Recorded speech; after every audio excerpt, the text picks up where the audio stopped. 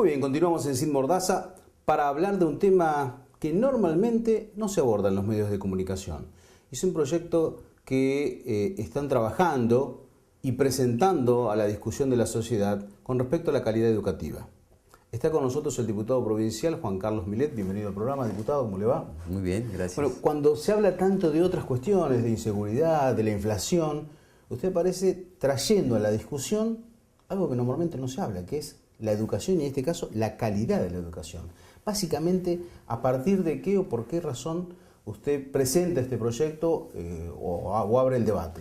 En realidad por lo que vos decís, es decir, nosotros hablamos mucho de que hay desempleo estructural, que hay pobreza, de que hay inseguridad, que hay violencia en la calle, que la gente no cumple con las normas de convivencia y se plantean soluciones que yo diría son soluciones de la coyuntura, si pongamos más policía, veamos si damos una beca. Es decir, eso es un problema que tiene una raíz de fondo que tiene que ver con el fracaso del sistema educativo. Lo que hay que entender es que precisamente todas estas cosas que nos pasan como sociedad hoy tienen que ver con que la educación, sobre todo la educación primaria y secundaria, ha ido fracasando progresivamente. No culpa de este ministro ni del anterior, hace muchos años que viene fracasando. Ahora, ¿y básicamente por qué? ¿Cuáles son los motivos por los cuales tenemos esta calidad educativa? Claro, yo siempre trato de que la gente entienda lo siguiente. Los argentinos siempre, decimos con orgullo, hemos tenido una educación espectacular. Argentina en una época en que era, de alguna manera, decíamos, la mosca blanca de América Latina. Tuvimos premios Nobel primero que ningún otro país de Latinoamérica, incluso primero que muchos países de Europa. Es decir, teníamos una educación extraordinaria. Resulta que en algún momento nos empezamos a equivocar. Antes hacíamos las cosas bien y ahora las empezamos a hacer mal. Y comparativamente hablando, hoy, ¿cómo estamos con el nivel? Yo digo esto a partir de que en algunos exámenes que se han realizado, estamos mal. Estamos muy mal. Es decir, el fracaso es en todos los niveles. En cuanto a lo que sería la educación tradicional, en ciencia, en matemática y en lengua, que todas las mediciones internacionales lo colocan por la parte de abajo de la tabla, y en la cuestión de educación de valores y en la perspectiva como sociedad de vivir mejor, más integrada, más armónica, con más seguridad, también fuimos fracasados. Ahora, ¿y qué cambió? ¿Qué pasó para ocupar ese lugar destacado a que hoy son los contenidos, la forma de enseñar? No, es quién dice qué es lo que hay que enseñar. Fíjate, nosotros... ¿Cómo es esto? Claro, porque la Argentina, nuestra tradición se caracterizó y el éxito tuvo que ver con que la educación siempre estuvo en manos de la sociedad, no de los gobiernos. Es decir, en el año 1881 en la Argentina se creó el Consejo Nacional de Educación, en donde los padres, los cooperadores, los empresarios, las iglesias se reunían, discutían los planes de estudio, la capacitación docente en tiempos de 15, 20 años hacia el futuro y ponían en marcha todo esto. Este fue el éxito de nuestra educación. Pero cuando vino Onganía, cerró el Consejo Nacional de Educación. La gente se acuerda de Onganía, que bueno, vino los bastones largos, echó gente de la universidad, sí, pero eso sí fue grave.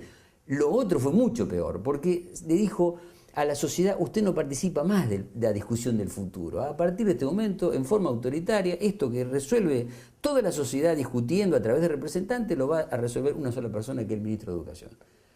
Y lo que pasó fue muy fácil. Es decir, en educación cuando uno se equivoca no se ve enseguida el resultado malo. Si la pega tampoco. Entonces, ¿qué es lo que ocurrió? Como los resultados se ven a los 15, 20 años, al principio la sociedad dijo, pucha, al final este ministro funciona, no hace falta el consejo, si las cosas caminan. Claro, caminaban al principio, pero con el tiempo la educación siguió por un camino y la sociedad siguió por otro. Es decir, perdió la educación la matriz de origen, que es la propia sociedad. Como es en los países desarrollados del mundo, la sociedad participa activamente en el diseño, porque en definitiva, ¿qué es la educación? La educación es lo único que anticipa el futuro. Si yo como sociedad digo, bueno, quiero que dentro de 15 o 20 años en esta provincia seamos más unidos, tengamos más seguridad, que haya menos desempleo, y yo tengo que empezar hoy a poner en marcha un plan educativo a 15, 20 años que contemple esos valores, que tenga una estrategia para ello y que no pueda estar de ninguna manera sujeto al periodo gubernamental. O sea, que cada gobierno que venga no lo cambie. No lo pueda cambiar, porque si no avanzamos, retrocedemos, agregamos un contenido, ponemos una beca, hacemos una... No sirve eso. Esto tiene que ser un diseño que tiene que estar a resguardo de la política. Las decisiones que tomen los que están para resolver los problemas educativos tienen que ser de naturaleza educativa y no tienen que estar tamizadas por la política. Vos sos un periodista que sabe mucho de política y vos sabés que cuando se hace dice, vamos a hacer un cambio curricular Sí. Empiezan las discusiones, se arma lío, entonces no lo hagamos. Vamos a agregar un contenido. Fíjate lo que pasó aquella vez cuando se discutió agregar educación sexual. Bueno, hay una realidad social, hay que poner educación sexual. Ahora, claro, cuando hay que resolver qué educación sexual, porque no cualquiera, hay que decir como sociedad qué creemos que hay que enseñar y cuáles son los valores que queremos dejar sentados. Resulta que si yo digo valores que se parecen mucho a la de la iglesia, los sectores más progresistas se van a enojar. Si digo de los sectores progresistas, puedo tener un problema con la iglesia, eso no digo ninguno. Entonces, la educación, que si para algo sirve, es para ponernos de acuerdo como sociedad en valores comunes, lo que está haciendo es sigue rompiendo, sigue disociando, no está cumpliendo ninguna de las funciones importantes porque, insisto, no está en manos de la sociedad. Lo que hay que garantizar es, señores, volvemos un consejo al estilo de aquel, por supuesto con los cambios que haya que operar porque no estamos en la década de 60, pero pongamos la educación a salvaguarda de la política, hagamos planes a 15, 20 años, que duren independientemente de que esté en el gobierno, y entonces la sociedad va a volver a recuperar su capacidad de poder discutir el futuro. Si no, eso Ahora, está fuera. ¿y qué tan reticentes son los actores a que esto ocurra o a que se empiece a discutir? Lo digo directamente porque usted es un hombre que viene del ámbito académico. Usted fue rector de la Universidad Nacional de Rosario, conoce a los profesores también de ese nivel. ¿No son los docentes también reticentes a los cambios o cómo lo analiza usted? Yo creo que todos los seres humanos somos resistentes a los cambios. Así que no gusta. Claro, creo que los psicólogos dicen, no hay peor, la palabra que dé más miedo que hablar de cambio. Pero bueno, por eso es que nosotros iniciamos el desafío un poco desde la propia sociedad. Si lo primero que hicimos antes que meterlo en el debate de la política, es meterlo en el debate de la sociedad. Los días nos reunimos con empresarios, con ONG, con gremios, con colegios profesionales, les contamos el proyecto y hicimos disparar la discusión para que se empiece a perder el miedo. Pues yo creo, por ejemplo, hoy los docentes en teoría están en el 50% de la discusión, los docentes por un lado y el ministro por el otro. Sí. Pero los docentes no dejan de ser empleados del ministro, porque el que le paga el sueldo es el gobierno. Entonces es una discusión asimétrica. Los docentes pueden tener a lo mejor buenas ideas, pero si el ministro no la quiere poner en marcha, no se va a poner en marcha. Hoy, si nosotros recuperamos la educación, los docentes no van a ser el 50%, serán una participación, pero acompañado por el grueso de la sociedad, van a tener otra espalda para poder también impulsar las ideas que ellos tengan. ¿Y cómo se hace para luchar contra, a pesar de que no se dice o cuantitativamente muchas veces no se ven reflejados, tanta gente que queda excluida del sistema educativo? Que en todo caso se alienta, se la quiere buscar mediante subsidios, becas, programas o lo que sea, pero que en el fondo por ahí no les despierta ningún interés. Directamente no se pueden recuperar. Nosotros estuvimos trabajando, voy a contar para que se entienda esto, estuvimos trabajando sobre, en nuestro proyecto de investigación, buscando relatos de personas que, habiendo tenido una vida delictiva de muy joven, terminaron finalmente presos durante varios años en la cárcel común. No tienen estudios generalmente. No, después vamos a ver eso. En las estadísticas da que las cárceles de la provincia de Santa Fe, el 80% no terminó la primaria. Y eso no es la primaria, no es una casualidad. Pero es fascinante escuchar a estos chicos porque cuando uno, es decir, vamos a señalar uno en particular, ¿cierto? Estuvo preso como 6 años, dentro de la cárcel tuvo la suerte de encontrar un maestro de carpintería que le insistía en que aprendiera a leer, luego él acepta la consigna y lee. 6 años más tarde él hace estas reflexiones. Dice, el problema de ustedes es que ustedes creen que nosotros, hablando como que la villa es una cosa y el resto de la sociedad es otra, dice, tenemos el mismo sueño, él incluso ya está pulido, dice, el mismo paradigma. Dice que nosotros queremos tener un estudio, que queremos tener un trabajo, que queremos tener una casa. Dice, no, eso no tiene nada que ver. Y él dice taxativamente esto, dice, yo me crié en una cultura en donde el héroe era el que mató a un policía o pudo robar un blindado, no San Martín o Belgrano. Dice. Y mi sueño, cuando yo era chiquito le decía a mi mamá, mi sueño era participar de una toma de rehén en un banco. Entonces, avanza más, dice, entonces las políticas que ustedes hacen, esto que vos decías, bueno, una beca para que el chico estudie, para nosotros, él usaba este término, era una gilada. Y él dice, lo que pasa es que son políticas que hacen ustedes, los de la clase media, pensando en lo que ustedes querrían para ustedes, pero ustedes no tienen en cuenta que nosotros ya no pensamos igual. Y lo más fascinante, porque yo también ahí me di cuenta, que yo vengo de clase media humilde, Si alguien hubiera dicho, hay una política de beca, lo hubiéramos amado. Es decir, nos da la posibilidad de estudiar. Y si, no te cuento, si alguna vez te hubieran permitido o facilitado comprar una casa, que es el sueño de toda clase media. Él lo plantea muy bien y dice, lo que pasa es que nosotros no lo podemos entender, dice. No podemos tener en claro el valor que tiene eso. Y remata con esto que a mí me pareció fantástico. Dice, pero ahora que yo leí, que comprendí, que entiendo cómo funcionan las cosas, dice, ahora yo también quiero dejar de robar, quiero dejar de drogarme, quiero tener un trabajo, quiero tener una familia. Está poniendo arriba de la mesa lo que Sarmiento decía hace 200 años. Sarmiento decía, señores, si no hacemos escuelas ahora, no nos van a alcanzar las comisarías. ¿En qué punto estamos ahora? Estamos que no nos alcanzan las comisarías. Y no nos van a alcanzar, no importa cuánta policía pongamos, porque por el método represivo, estos sectores no se pueden controlar, porque quien no ha pasado por la educación no tiene miedo y tiene una forma de leer la realidad totalmente distinta. Esto que decíamos recién, chico no soñaba con ser astronauta, arquitecto, ingeniero, soñaba con participar en una toma de rehén en un banco.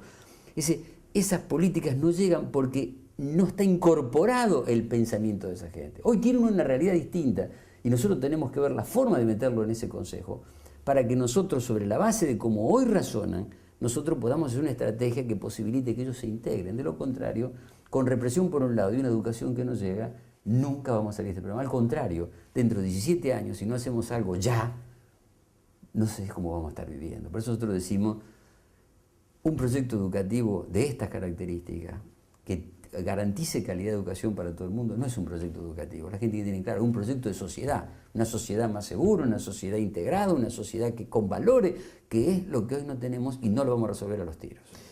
Diputado, quiero destacar algo que me llamó la atención, sobre todo en la Argentina de hoy, porque cuando vi las fotos, porque no tuve la posibilidad de estar en este debate, me llamó la atención mucho verlo a usted al lado de ustedes. Hombre del Frente Progresista, radical, verlo al lado del diputado Rubeo, peronista del Frente para la Victoria, también él hablando del mismo tema, y en este caso, un tema en común, y está sumándose también a la misma propuesta, ¿no? Sí, realmente...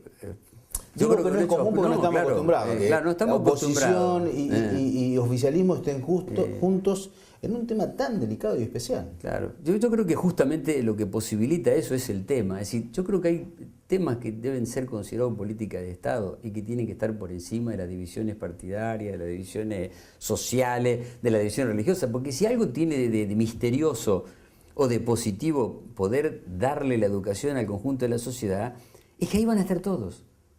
Van a estar los más pobres y los más ricos, los que son de acá que los son de allá, los que están más formados y los que están menos formados, porque una vez que uno encuentra esa síntesis, realmente ahí puede tener una idea que nos incluya a todos. Mira, yo digo, nosotros tuvimos una historia que es tan sabia.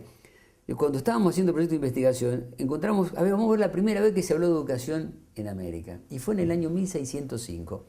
Pero esto es lo extraordinario. Lo primero que hicieron los que llegaron a América, ¿sabes qué fue? Construir un cabildo.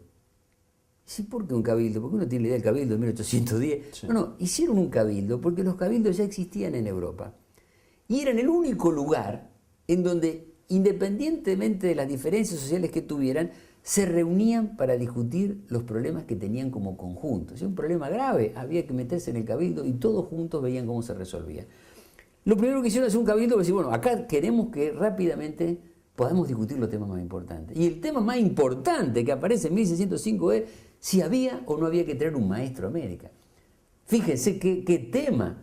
Y el tema los dividió rápidamente en dos grupos. Los poderosos que decían, no, la educación está a cargo de la familia. Y los que habían venido en la bodega de los barcos decían, no, si nosotros vamos a condenar a nuestro hijo que sepa lo mismo que nosotros, no hubiéramos quedado en Europa. Gana la discusión finalmente de que hay que traer un maestro. Y al otro día el cabildo se reúne ¿para qué? Para discutir qué tenía que saber el maestro, qué podía enseñar y qué no podía enseñar. Fíjate, es el germen de un modelo educativo diseñado por la sociedad, para la sociedad.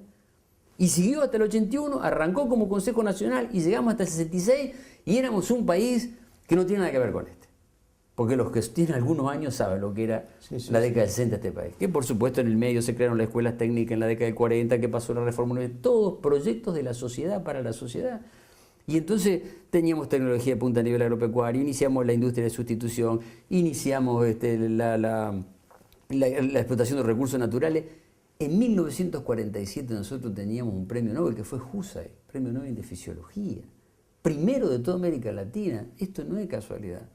Y no miremos los delitos y lo que pasaba en la sociedad, que no tiene nada que ver. Basta con mirar los eso. programas, lo que aprendían antes en la escuela primaria.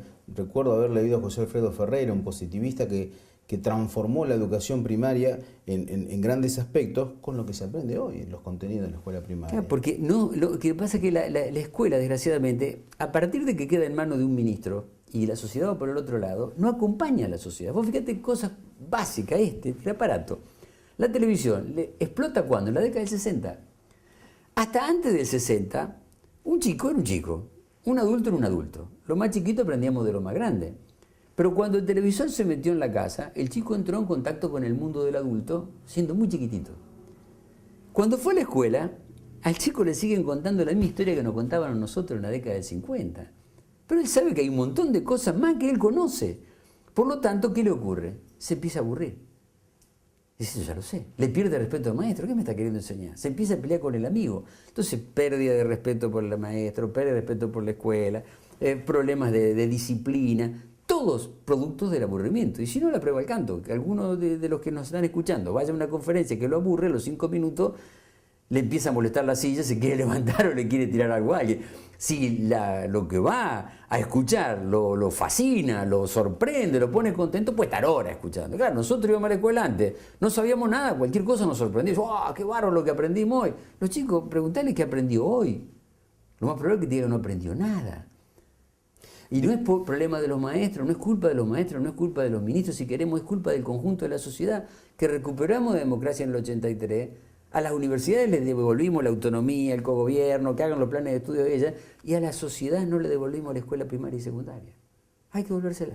Diputado, sinceramente es muy interesante el tema y me parece que lo vamos a convocar en varias ocasiones para seguir hablando, pero ¿cómo sigue la discusión de este proyecto que tienen? Bueno, la discusión, por suerte, va casi más rápido dentro de la Cámara, por decirlo de alguna manera, que en la sociedad, que recién hace poco que le hemos disparado. Nosotros hemos posibilitado esto que vos señalabas, es decir, acá no hay una diferencia político-partidaria. En este caso, un radical y un peronista confluimos en un proyecto que pretendemos avanzar y que sea firmado por todo el mundo.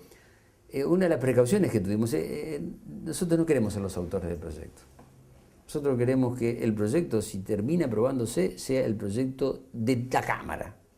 Y estamos trabajando en el Senado para que también el Senado lo acompañe también sin que esto sea rédito de nadie, que esto sea como debe ser. Una política de Estado acompañada por el grueso de la sociedad civil y en manos de la sociedad civil y la política ayudando a que esto sea así. Y no que se frene porque a lo mejor fue un peronista, o fue un radical, o fue un socialista, o esta cosa del vedetismo de quién es el dueño de la ley. Acá no hay dueño de ninguna. Acá lo que hay, un solo dueño, que es la sociedad, que tiene que recuperar la educación. Y lo que le decimos a la gente es que preste atención, porque esto está vinculado directamente a ese problema tan serio, tan terrible que tiene de la inseguridad, y está vinculado a la pobreza estructural que no se va a modificar, porque el que no sabe, evidentemente no puede tener ningún trabajo digno, y si no tiene un trabajo digno, lo único que hace es recrear otra familia pobre y otra familia pobre, y todos los problemas que eso conlleva. Es decir, este es un problema muy importante. La gente dice, es importante la educación, bueno, pero no lo digamos retóricamente, empecemos a actuar, veamos cómo exigimos todos los días que haya una educación de calidad para todos y que la sociedad sea quien la diseñe.